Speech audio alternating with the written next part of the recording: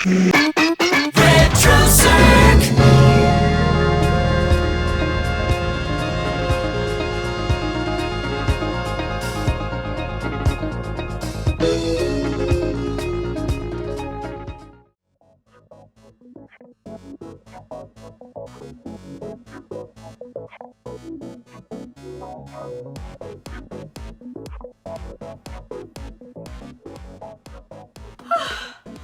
Alright everyone, welcome back to Early Fringe Access, or if this is your first time, seriously, where have you been?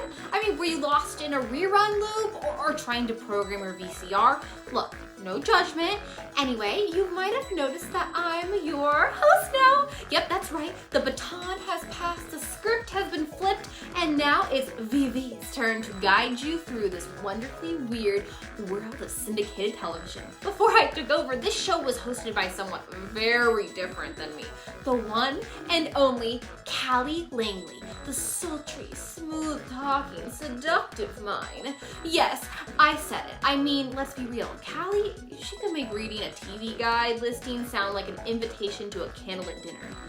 Oh, television is a portal to a window, a mirror. I mean, that's not what RETROcirq is about, right?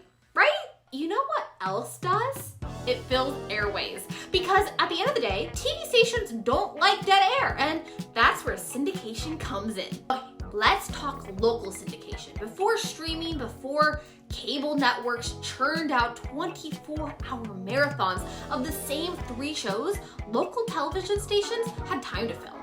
And that's where syndication thrived, right in the magical, unpredictable, and sometimes very questionable block of television known as Early Fringe. This was prime real estate for whatever a station could get its hands on. Game shows, sitcom reruns, entertainment news, first-run talk shows. This is where your local stations got creative. Maybe they aired a classic sitcom rerun, or maybe they thought, you know what the world needs? A Munsters reboot. And boom, you got it, the Munsters today. Or maybe they dusted off the old IP and gave us the new gadget because, hey, the 80s needed a surfing comeback. Some markets aired Bustin' Loose, a show so short-lived that I'm convinced half of you think I just made it up. That's the magic of local syndication though. It was regional, unpredictable, and full of personality. What you got in Boston wasn't the same as what you got in Miami or Los Angeles. One station might air Punky Brewster reruns while another slots in hard copy for your daily dose of tabloid journalism. Some stations even took the DIY route, producing their own talk shows, news, magazine, and weird little variety programs that never aired outside their market. Before YouTube, before streaming, before everyone had their own talk show on TikTok, there was Evening Magazine, created by Westinghouse Broadcasting, better known as Group W. The show launched in San Francisco at KPIX-TV in 1976 and quickly became the blueprint for regional storytelling done right. As a nationwide show with a hometown feel. Each city had its own hosts, its own feature stories, but it also shared segments that aired across Group W stations. This was the show that made you feel like your city was the center of the universe. Good evening, I'm Jan Yanahiro, and this is Eric Smith and Steve Fox. Welcome to Evening. Good evening, everyone. I'm Marty Sender, and this is Robin Young. And we'd like to welcome you to Evening, the MTWTF show. I'm Danny Falkay. Welcome to PM Magazine from the Record Hunter on 5th Avenue here in Manhattan. And I found the album I was looking for. It's called Intensities in 10 Cities. But what made Evening Magazine stand out? It was shot entirely on videotape instead of film, which gave it a faster turnaround and a more immersive, real-time feel. This meant local producers could capture breaking stories, making it more immediate and in touch with the audience. In Boston, Pittsburgh, or San Francisco, Evening Magazine wasn't just another show. It was a part of the city's identity. Sit back, tune in. There are special places we will be going to see. Friendly faces, people.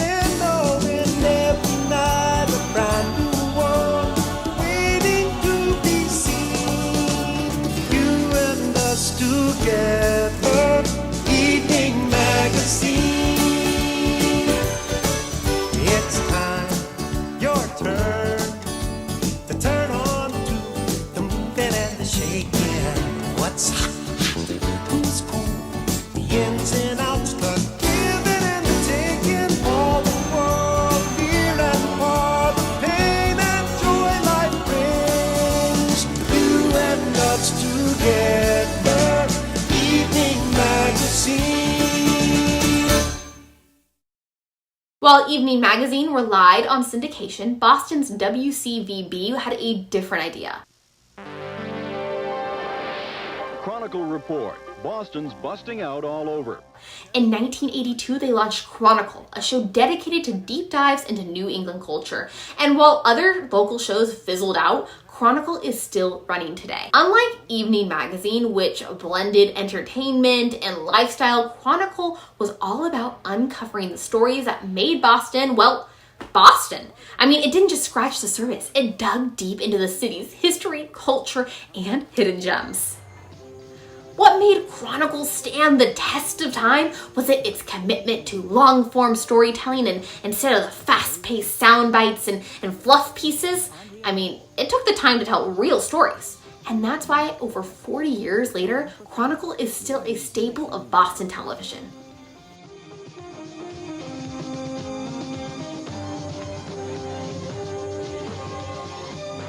Good evening, Mary. There are many ways to travel New England. What a great day to sail. He takes the main streets and the back roads.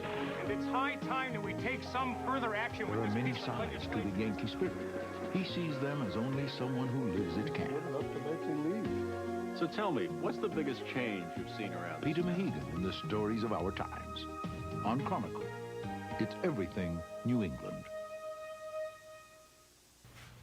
Meanwhile, down in Miami, the early 90s brought us something entirely different. Deco Drive.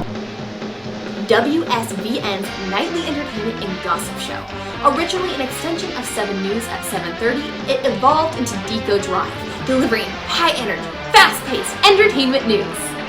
If Chronicle was about heritage and history, Deco Drive was about glitz, scandal, and celebrity culture. I mean, the show had flashy graphics, high-speed edits, and a don't blink or you'll miss it attitude.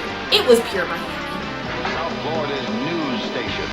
These weren't just small market shows, okay? They defined their cities. They connected people to their communities, and they proved that local TV wasn't just filler. It was the heartbeat of regional culture. And who knows, maybe one day another local show will break through and become the next big syndication legend. Until then, be kind, rewind, and as always, keep an eye on your local listings. You never know what treasures you might find. I am Vivi the Mime. Thanks for watching. This video series is an original self-financed production of RETROcirq Media LLC from Yardline Studios. As the videos pop up, what show did you remember watching growing up during this fantastic access period? Comment down below and give this video a like and catch up on all the retro commercials with me and everyone else here at RETROcirq.